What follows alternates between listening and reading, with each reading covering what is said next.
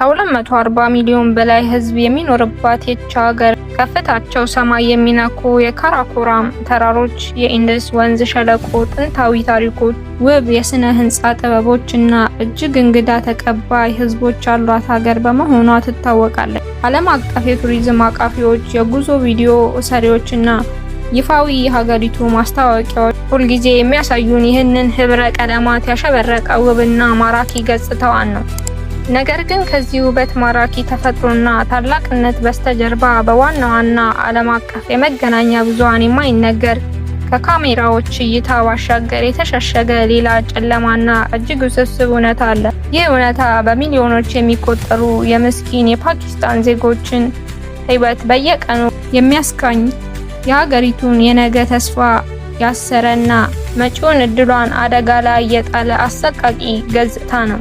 አብዛኛው ዓለም ስለ ፓኪስታን ሲያስብ የሚያየው ውብ የተፈጥሮ መሬቷንና የበለጸገ ባህሏን ብቻ ነው። ነገር ግን በከተሞቿ ድብቅ ጎዳናዎች፣ በገጠር መንደሮች ጥልቅ ጭቆናዎችና በመንግስት ስልጣን ኮሪደሮች ውስጥ የሚካሄደው እውነተኛው ታሪክ ሙሉ በሙሉ የተለየ ነው። በዚህ ልዩ የቪዲዮ ዝግጅታችን የፓኪስታንን ተስፋዎችና ስቃዮች፣ ከስልጣን በስተጀርባ ያሉ ስውር ኃይሎችን፣ የኢኮኖሚ ውድቀቱን፣ የዜጎችን ዕለታዊ ሰቆቃና ተራው ህዝብ በየቀኑ የሚጋፈጠውን መራራ እውነት በጥልቀትና በዝርዝር እንቃኛለን። ስለ ፓኪስታን ጨለማ ገጽታ ስናስብ በመጀመሪያ የሚመጣው የሀገሪቱ የፖለቲካ መዋቅርና የስልጣን ሽኩቻ ነው። ፓኪስታን እንደ አውሮፓውያን አቆጣጠር በ1947 ከብሪታንያ ግዛት ነፃ ወጥታ ከተመሰረተችበት ጊዜ ጀምሮ የተረጋጋና ጠንካራ የዲሞክራሲ ስርዓት ለመገንባት ስትታገል ኖራለች። ነገር ግን ሀገሪቱ ነፃ በወጣችበት በዚህ ረጅም ታሪኳ ውስጥ እጅግ የሚያስገርም እና የሚያስደነግጥ አንድ እውነታ አለ። በፓኪስታን ታሪክ ውስጥ በህዝብ ተመርጦ ወደ ስልጣን የመጣ አንድም ጠቅላይ ሚኒስትር ህገ መንግስታዊ የስልጣን ዘመኑ የሆነውን 5 ዓመት ሙሉ በሙሉ ሳይጨርስ በግዳጅ ከስልጣን ወርዷል። አዎ፣ አንድም ጠቅላይ ሚኒስትር የስልጣን ዘመኑን ፈጽሞ ጨርሶ አያውቅም። ይህ ሁኔታ በድንገት ወይም በአጋጣሚ የሚከሰት አይደለም። ከዚህ የፖለቲካ ተከታታይ ውድቀት በስተጀርባ ሀገሪቱን ከጀርባ ሆኖ የሚመራት ግዙፍና ምስጢራዊ ኃይል አለ። በፓኪስታን የፖለቲካ መድረክ ላይ ዋናውን የመጨረሻውንና ወሳኙን ውሳኔ የሚሰጠው በህዝብ የተመረጡ የሲቪል መንግስት አይደለም። ይልቁንም የሀገሪቱ ወታደራዊ ኃይልና ምስጢራዊው የስለላ ድርጅት አይኤስ ናቸው። ወታደራዊው ክፍል በሀገሪቱ ደህንነትና ወታደራዊ ጉዳዮች ላይ ብቻ አይደለም የሚያተኩረው። በሀገሪቱ ግዙፍ የኢኮኖሚ ተቋማት፣ በውጭ ጉዳይ ፖሊሲ፣ በፍርድ ቤት ውሳኔዎች፣ በጋዜጠኞች ነጻነትና በእያንዳንዱ የምርጫ ውጤት ላይ በቀጥታና በእጅ አዙር ከፍተኛ ተጽዕኖ ያሳድራል። በሀገሪቱ ህዝብና በዓለም አቀፍ ተንታኞች ዘንድ ይህ ወታደራዊ ኃይል ከመንግስት በስተጀርባ ያለ መንግስት፣ የሀገሪቱ የስለላ ድርጅትና ወታደራዊ መሪዎች የፈለጉትን ፖለቲከኛ በህዝብ ዘንድ ተቀባይነት እንዲያገኝ በማድረግ ወደ ስልጣን ያመጡታል። የራሳቸውን ፍላጎትና ወታደራዊ ጥቅም የሚያስጠብቅ ከሆነ ድጋፋቸውን ይችሩታል። ነገር ግን ያ መሪ ከወታደራዊው ክፍል መስመር ዘንበል ካለ ወይም የራሱን ገለልተኛ ውሳኔ ማሳለፍ ከናፈቀ ወዲያውኑ በሙስና፣ በሀገር ማታለል ወንጀል ወይም በወታደራዊ መፈንቅለ መንግስት ከስልጣን እንዲወርድ ይደረጋል ወይም ደግሞ ለእስርና ለስደት ይዳረጋል። ለዚህም አቅራቢ ማሳያ የሚሆነው በቅርብ ዓመታት በፓኪስታን ፖለቲካ ውስጥ የተከሰተው ከፍተኛ ውጥረት ነው። በህዝብ ዘንድ ከፍተኛ ተወዳጅነት የነበራቸው የቀድሞ ጠቅላይ ሚኒስትር ኢምራን ካን ከወታደራዊው ክፍል ጋር ከገቡበት አለመግባባት በኋላ በፓርላማ እምነት የማጣት ድምጽ ከስልጣን እንዲወርዱ ተደርገዋል። በመቀጠልም በርካታ ክሶች ተመስርቶባቸዋል፣ ለእስር ተዳርገዋል። ይህ አሰራር የሀገሪቱን የህግ የበላይነት ሙሉ በሙሉ አጥፍቶታል። ዲሞክራሲያዊ ተቋማት ስማቸው እንጂ እውነተኛ ኃይላቸው ተነጥቋል።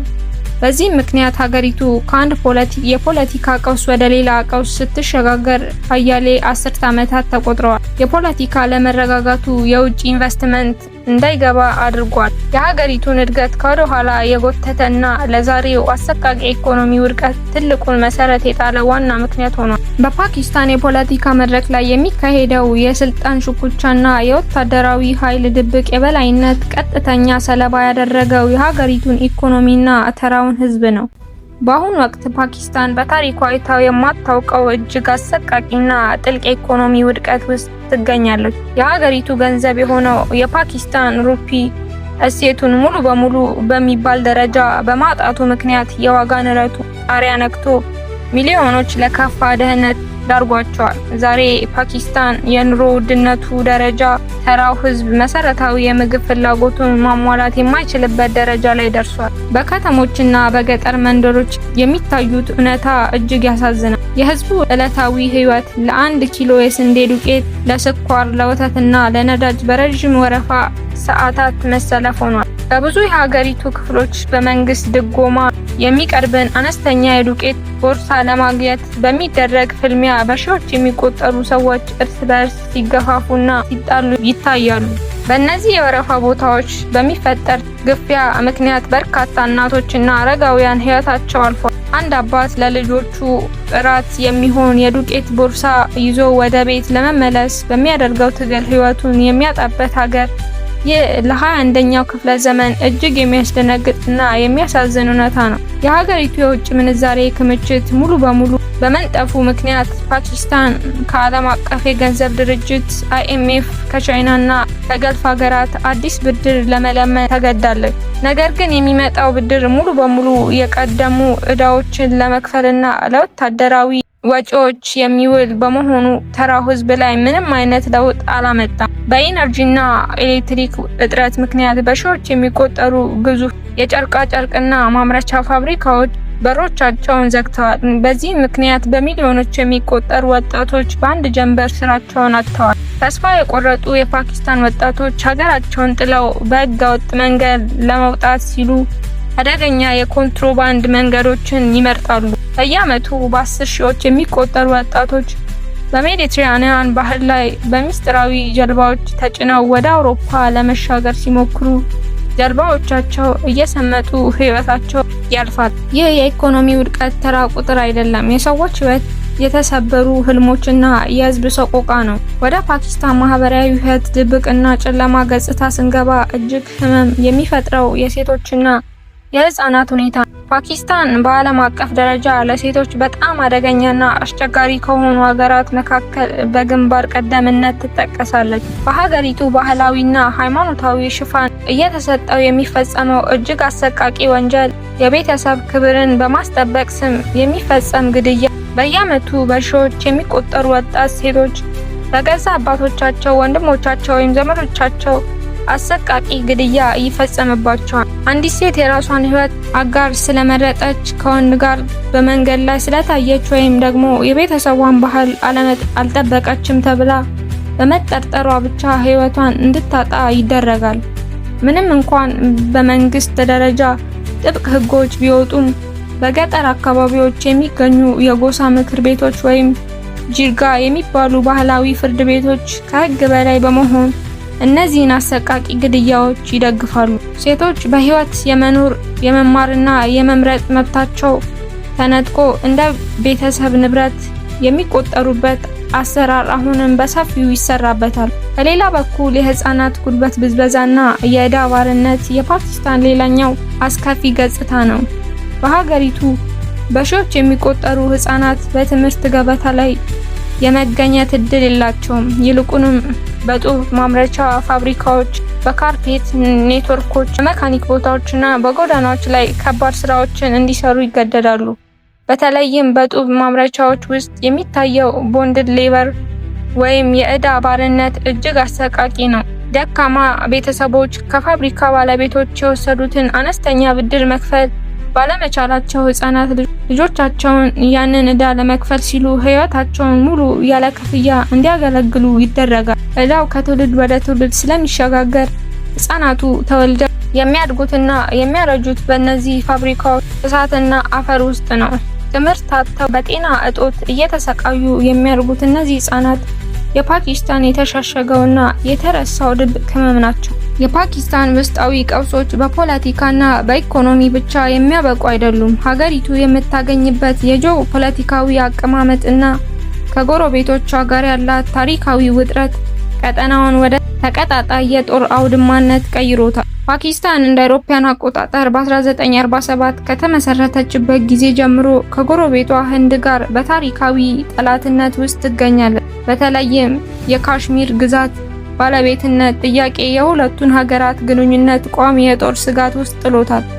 ሁለቱም ሀገራት የኒውክሌር ጦር መሳሪያ ባለቤት በመሆናቸው በመካከላቸው የሚነሳ ትንሽ ግጭት እንኳን ዓለምን አደጋ ላይ የሚጥል ጥፊ ሊፈጠር ይችላል። ይሁን እንጂ የዚህ የጦር መሳሪያ ውድድር ትልቁ ሰለባ የሀገሪቱ ህዝብ ነው።